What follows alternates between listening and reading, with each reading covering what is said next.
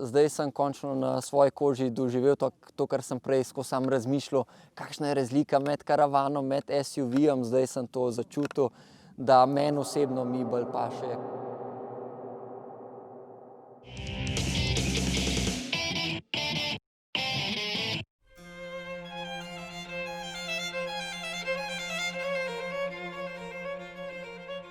Z našimi novimi testnimi vozniki, gledalci testnimi vozniki, smo se torej dobili na prav posebnem kraju, v nekakšnem trikotniku.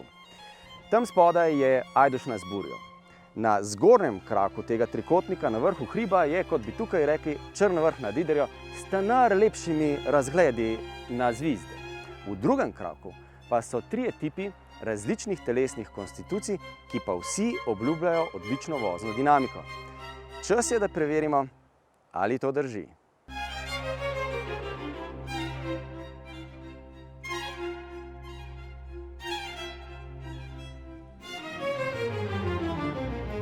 Za današnji test smo pridobili prav posebno napravo za merjenje nagiba avtomobila.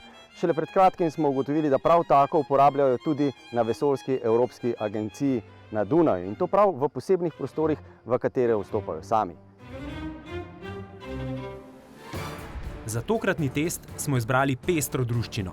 Voznika reševalnega vozila, zdravnico, ki se do svoje klinike v Beljaku raje pelje čez Koransko sedlo kot skozi Karavanke, vzgojitelja, ki se dnevno vozi po ovinkih na Rakitno, strokovnjaka za fitness, ki ima zaradi bolečin v hrbtu raje enoprostorce, trgovskega potnika, katerega poti redko zavijajo na avtocesto, in turističnega menedžerja, ki v službenem času potuje po Evropi. Najprej smo se posvetili pričakovani dilemi. Čemu izbrati SUV? Karavan, sem cel življenje karavane imel že prej, ne. Te SUV-ji, ne, ali karkoli jim že rečejo, zdaj po ta novem, so me pa presenetili.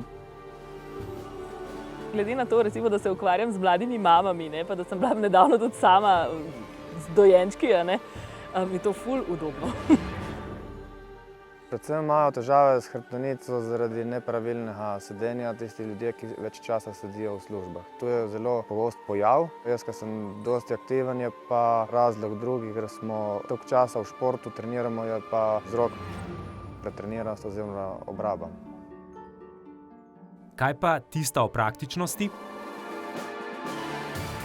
Verjetno, da je avto velik, da imaš prostor za karkoli. Vsi, ki smo jih danes vozili, imajo približno, ne vem, v redu prtljažnik.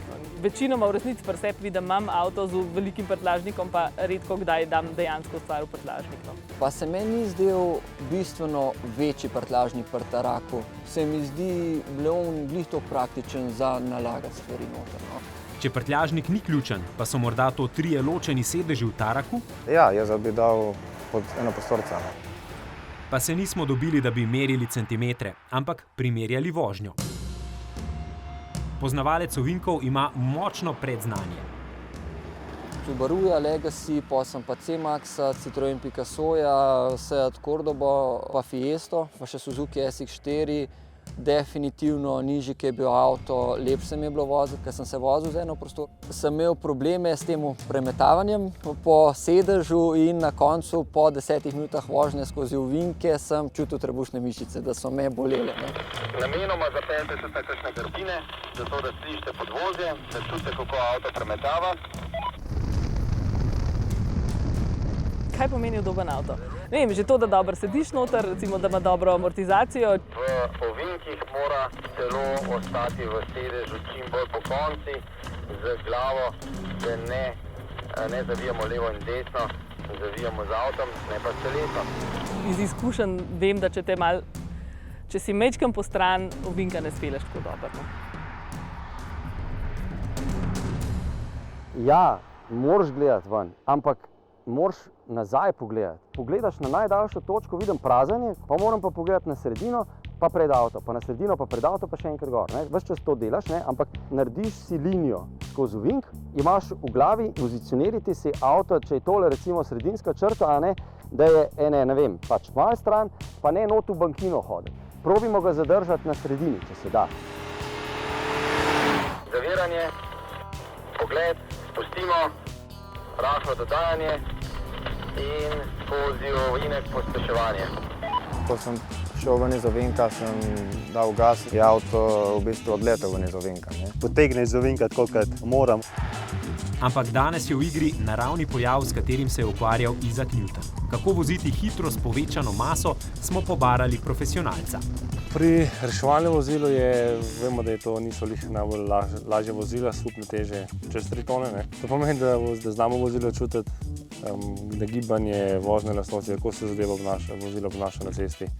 Ker zadnji lahko tudi sodelavec karkoli počne, oziroma dela s pacientom, pomeni, da lahko sodelavec stoji. Se pravi, treba biti to bolj previden na ovinkih in pri zaviranju, pospeševanju. Imam tudi sam izkušen, da sem že po avtu poletel, tako da to vem, kako izgleda. Ja, tisto veliko zadevo treba resno čutiti. Treba biti res umetnik za to. In zdaj rezultati. Pri Taraku sem mečken že švico. Je bilo tako malo, okej. Sej sem vedel, da bomo vse speli, ampak ta občutek je pa tak. Se čuti, masa se konkretno čuti, pa tudi nagibanje v ovinkih je bolj izrazito. Najbolj mi je bil všeč Ateka, taka se mi zdi poskočna, hitra, izpelješ ovinek. Tarako mi je tako deloval malo zaspan, oziroma ni malo pretežek avto. Najbližje mi je bil Leon. Vsem se pozna, da je malo nižji, lažji, bolj čutiš, kaj se dogaja pod kolesi pa na volanu, ker si nižji. Vse te neravnine, vse se je to čutilo. Tudi tam pri Taraku se tega nič ne čuti. Seveda, logika osnovna, če znaš malo fizike, ti bo rekla, ok, višje težišče, slabša vodljivost. Pač kle se mi zdi, da je znanost naredila svoje, pač tehnološki napredek. Še zmeraj ne more biti isto, da je to prav športen avto, so pa kar zadeli s tem športnim terencem, da je kljub tej veliki masi in gmoti, kot je na cesti, ima zelo dobro lego na cesti. Lepo je spelo ovinek. Tarako bi takoj vzel, če bi mi rekel. Res, v Taraku sem se počutil tako, ko sem se usedel noter, ker bi že 10 let imel ta avto. Dejansko sem imel občutek moči, varnosti, preglednosti, udobja. Ta tretji od teh danes testiranih mi je bil v resnici najbolj všeč. Avto ful odziven, močen, navzgor goni, kontrolabilen je ful. V bistvu si čisto predstavljam, da ga bom šla kupiti kdaj. Na ovinkih ga precej semovita masa, ampak za mene je bil to siguren avtomobil dneva. Lahko ga v ovink pritisneš, se drži. Meni osebno je Tarako top. Čeprav razumemo, dobrih 20 let stara dilema, ali se lahko SUV pele dinamično, tokrat na pobočju Trnovskega gozda ni dobila jasnega odgovora. V očeh kupcev je popolnoma odvisna od voznikovih preferenc, voznikovih veščin, predvsem pa, kaj smatra za vozniške užitke.